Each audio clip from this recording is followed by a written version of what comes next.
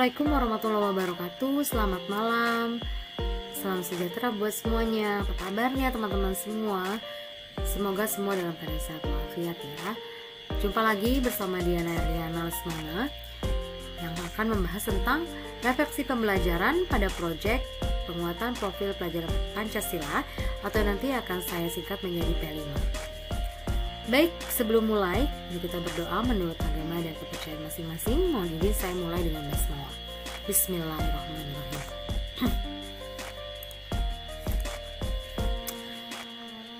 Ya, sebelum kita membahas tentang refleksi pembelajaran pada P5, kita pahami dulu sebuah proses dari P5 itu sendiri setelah asesmen, lalu melakukan evaluasi dan tindak lanjut P5-nya.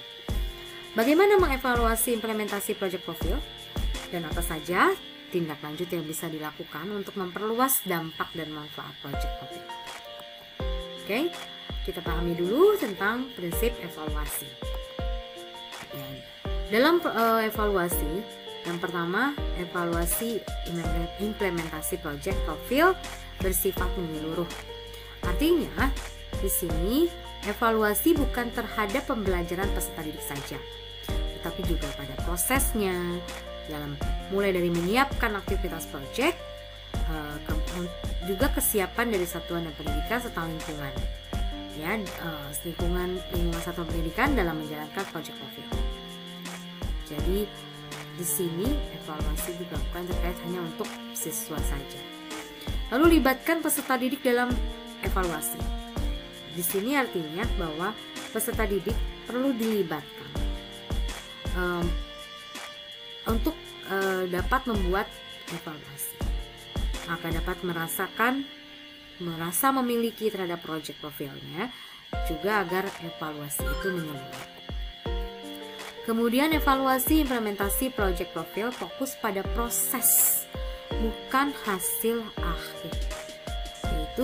Jadi tolak ukurnya adalah perkembangan dan pertumbuhan dari peserta didik, pendidik dan satuan pendidikan.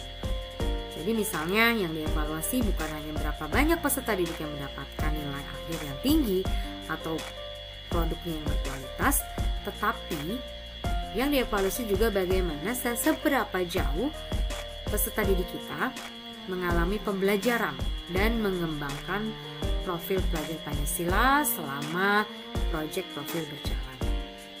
Kalau untuk pendidik, di sini perkembangan yang bisa diukur adalah kemampuan pendidik dalam merancang aktivitas pembelajaran berbasis proyek profil. Kalau untuk satuan pendidikan, perkembangan yang bisa diukur itu adalah kesiapan satuan pendidikan dan kesinambungan pelaksanaan pembelajaran berbasis proyek profil, serta kerja sama tim fasilitator proyek profil itu sendiri. Oke. Selanjutnya, tidak ada bentuk evaluasi yang mutlak dan seragam. Setiap satuan pendidikan memiliki kesiapan pelaksanaan proyek profil yang berbeda. Setiap satuan pendidikan atau lembaga sekolah itu punya karakteristik dan kebutuhan yang berbeda. Ya, jadi ini tidak bisa satu sekolah dengan sebelahnya sama ya, produk-produknya, kemudian proyek profilnya seperti apa, tidak ada yang sama. Jadi bisa menyesuaikan konteks satuan pendidikan masing-masing. Oke. Kemudian gunakan berbagai jenis bentuk asesmen yang dilakukan tersebar selama proyek profil dijalankan untuk mendapatkan gambaran lebih menyeluruh. Dimana di sini hindari menggunakan satu asesmen saja. Jadi banyak jenis asesmen yang bisa dilakukan. Jadi silakan gunakan berbagai bentuk asesmen, seperti mungkin menggunakan instrumen rubrik, kemudian menggunakan observasi, menggunakan instrumen hasil kinerja, ya, kemudian termasuk dengan refleksi. Oke, ini prinsip evaluasi. Lalu kita bahas tentang contoh dan alat metode evaluasi proyek P5. Oke, baik. Di sini disebutkan adalah refleksi itu dilakukan di awal, di tengah, dan akhir. Pendidik, peserta didik, dan satuan pendidikan dapat mengisi lembar refleksi di awal, pertengahan, dan akhir pelaksanaan proyek profil untuk menilai perkembangan pembelajaran dan pendidikan. Ya, di sini kalau untuk refleksi awal itu dapat membantu peserta didik mengukur pengetahuan awal peserta didik dan membantu pendidik menyiapkan proyek profil yang sesuai dengan kemampuan peserta didik. Oke, kalau di pertengahan refleksinya dilakukan, akan memberikan pendidik dan peserta didik umpan balik mengenai proses perkembangan pembelajaran. Nah, jadi dalam kegiatan proyek itu, di tengah-tengah proses, kalau kita melakukan refleksi, kita jadi bisa tahu, sejauh mana proses itu berjalan, apakah ada hambatan, apakah ada kesulitan, sehingga kita bisa antisipasi sebelum proyek itu selesai. Kemudian refleksi di akhir itu dapat memberikan gambaran bagi peserta didik, dan satuan pendidikan hal-hal yang sudah berjalan dengan baik dan yang perlu diperbaiki, gitu ya. Oke, baik. Kemudian selanjutnya contoh yang lain adalah refleksi dan diskusi dua arah. Jadi pendidik dan peserta didik dapat merefleksikan dan mendiskusikan perkembangannya bersama. Di sini peserta didik menyampaikan pandangan, pendapatnya tentang kegiatan proyek yang telah dilakukan. Kemudian peserta didik juga dengan menyampaikan pendapat itu dia merasa didengarkan. Merasa dihargai, merasa diperlukan. Jadi kegiatan proyek itu sebenarnya harusnya milik bersama, ya. Jadi beri kesempatan anak untuk menyampaikan pandangan gagasannya. Kemudian pendidik menyampaikan umpan balik positif dari apa yang disampaikan peserta didik tadi. Jadi refleksi dan diskusinya dua arah. Kemudian contoh yang lain adalah refleksi melalui observasi dan pengalaman. Di sini pendidik, kita, guru, dan siswa dapat melakukan observasi secara berkelanjutan selama proyek profil berlangsung dan menuangkan pengalaman mereka dalam bentuk tulisan di jurnal atau portofolio. Nah, tulisan jurnal itu biasanya yang membuat guru ya, karena di sini kita menilai mengobservasi kegiatan anak dalam pelaksanaan P5 tadi, ya, proyek tadi. Dan untuk portofolio ini gambarannya adalah kumpulan dari hasil kinerja yang anak-anak lakukan, siswa lakukan. Nah, yang mengumpulkan dokumennya bisa guru, atau mungkin kalau yang di kelas tinggi bisa anak-anak lebih dahulu, lalu mereka nanti akan mempresentasikan kegiatan proyeknya, gitu ya, dari hasil portofolio. Ini kalau teman-teman di PAUD biasanya mengenal penilaian hasil karya atau portofolio hasil karya anak-anak. Nah, jadi guru PAUD biasanya mengumpulkan hasil produk yang dibuat oleh anak. Sampai nanti di proyek akhir atau di pameran produk kita pamerkan, kita perlihatkan atau kita laporkan hasil proses pembuatan proyek, ya, menggunakan foto atau video. Seperti itu gambarannya. Oke, kemudian refleksi menggunakan rubrik. Nah, di sini penggunaan rubrik juga untuk memandu, ya, karena sebelumnya pernah saya sampaikan rubrik itu efektif dapat memandu proses refleksi menjadi lebih terarah dan objektif. Ya, buat teman-teman sebagai guru yang berada di kelas dasar menengah, itu biasanya rubrik ini akan membantu. Siapa yang membuat? Ya, guru itu sendiri yang mengetahui kriterianya seperti apa, dan kriteria keberhasilan di akhir terkait dengan proyeknya itu seperti apa. Silahkan dirancang sendiri rubriknya, ya. Kemudian di sini contoh lembar refleksi peserta didik. Nah, di sini ada contohnya, ada nama siswanya, fasilitator kelompok itu siapa. Fasilitator kelompok itu bisa guru, ya, atau fasilitator dari tim fasilitator project. Nah, di sini ada indikator-indikator. Nah, ini dalam bentuk rubrik bisa dikatakan seperti ini. Di sini dengan kriteria sangat setuju, tidak setuju, sangat tidak setuju. Silakan dirancang instrumennya seperti apa. Kemudian ini juga contoh lembar refleksi ya, refleksi peserta didik, di mana di sini di akhir ada masukan pendapat untuk project profile.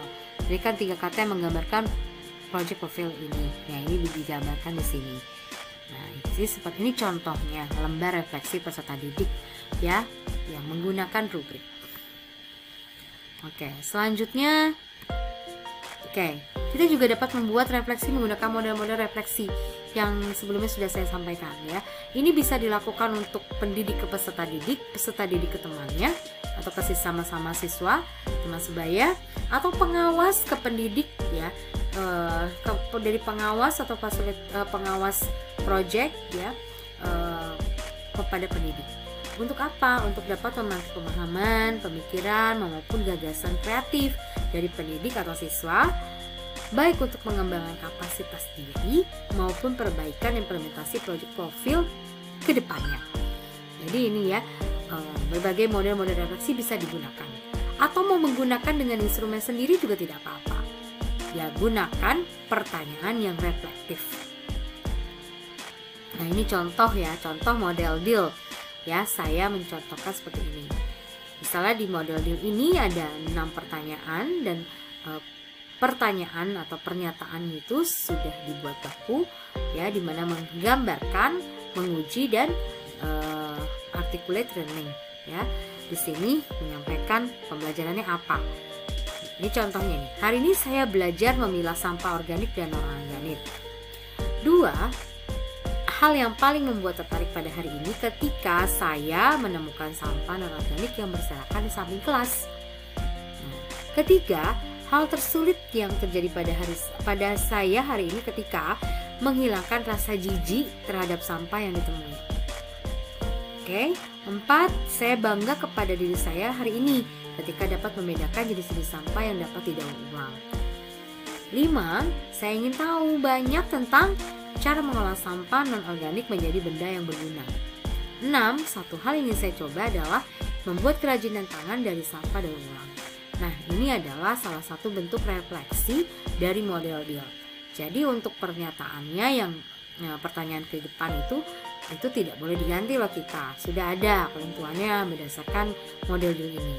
Lalu peserta didik atau guru sendiri dapat menjawab pertanyaan tersebut dari apa yang dilakukannya selama project itu. Oke, ini salah satu contoh di model deal. Oke, baik. Jadi kita harus pahami, evaluasi bukan bertujuan mencari kesalahan ataupun menilai tingkat keberhasilan pendidik atau satuan pendidikan dalam implementasi project profile, melainkan suatu cara bagi pendidik dan satuan pendidikan untuk menarik pembelajaran bermakna dari proses pengimplementasi project profile.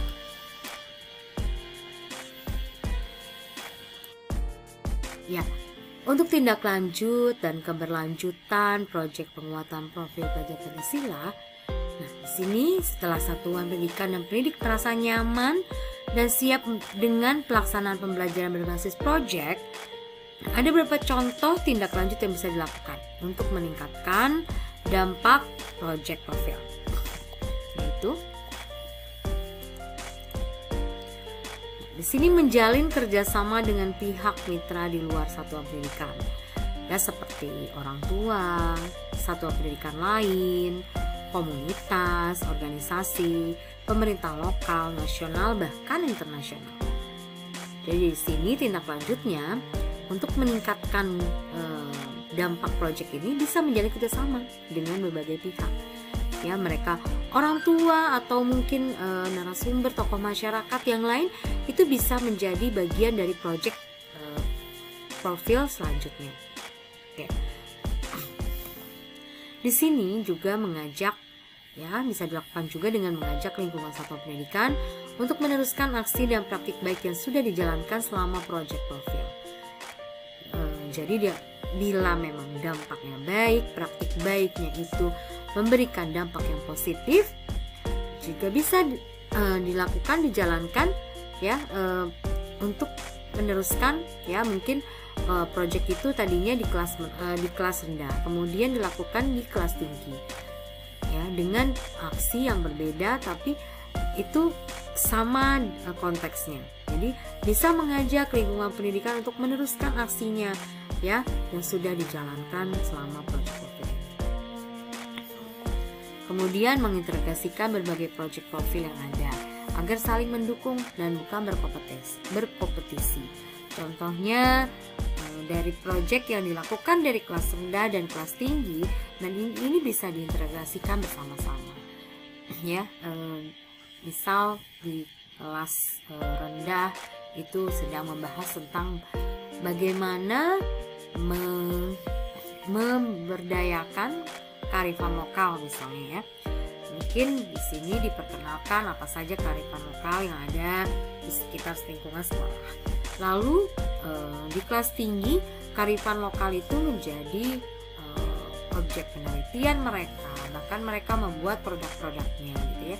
Dan itu bisa diintegrasikan menjadi project bersama ya, yang bisa saling mendukung, tapi bukan untuk berkompetisi ya. Jadi mungkin produk dari kelas rendah itu terkait dengan hal-hal mungkin budaya lokal di sana ya. Kemudian profesi-profesi yang ada di sekitar lingkungan sekolah gitu ya. Mereka memahami itu, kemudian mempraktekannya, mungkin membuat kegiatan bermain peran atau dramatisasi, atau mungkin membuat penampilan-penampilan. Nah, di kelas tinggi mereka membuat produknya yang berupa entah bentuk makanan, entah bentuk kerajinan tangan atau apapun. Dan ini bisa diintegrasikan bersama-sama ya, untuk bisa saling mendukung, menguatkan. Jadi pada saat pameran project atau pameran produk itu bisa ditampilkan secara bersama-sama, secara utuh, jadi seperti tidak terpisah. Oke, kemudian mengajak lingkungan satuan pendidikan untuk memikirkan cara mengoptimalkan dampak dan manfaat project profil. Ya, di sini juga kalau memang ternyata hasil dari produk dan pengembangan dari profil pelajar Pancasilanya itu benar-benar berdampak baik, itu harus terus ditingkatkan, dioptimalkan lagi. Bagaimana mengajak anak-anak dapat bergotong royong, bisa mandiri, kemudian juga bernalar kritis, memiliki ide-ide kreatif ya, yang dapat mereka implementasikan gitu dalam kegiatan proyeknya. Nah, di sini bagaimana lingkungan juga sangat harus mendukung lingkungan dan warga sekolah yang ada di satuan pendidikan itu. Oke, teman-teman, sekarang setelah menyampaikan materi ini kita berlatihan ya. Berlatih, silahkan buat refleksi pembelajaran dengan salah satu model refleksi yang telah dipelajari. Temanya adalah kearifan lokal. Topiknya makanan sehat dan populer di daerahku. Teman-teman silakan buat refleksi pembelajaran dari hasil kegiatan project dengan tema ini. Terserah mau seperti apa, disesuaikan dengan jenjang pendidikannya, silahkan gitu ya. Kemudian buatlah refleksinya menggunakan salah satu model refleksi yang kita telah pelajari ya. Oke, baik, quote today-nya adalah refleksi adalah sebuah seni dalam menemukan pengetahuan. Guru dan murid terlibat dalam proses mencari makna dari yang ingin, sedang, dan akan dipelajari. Ya baik teman-teman, itu saja materi yang bisa saya sampaikan. Mudah-mudahan ada manfaatnya. Dan mohon maaf lahir batin bila saya ada kesalahan dan kekurangan. Terima kasih banyak atas perhatian dan partisipasinya. Sampai jumpa lagi bersama Diana Eliana Lesmana di pelatihan atau diklat berikutnya. Terima kasih. Wassalamualaikum warahmatullahi wabarakatuh. Selamat malam, salam sejahtera buat kita semua.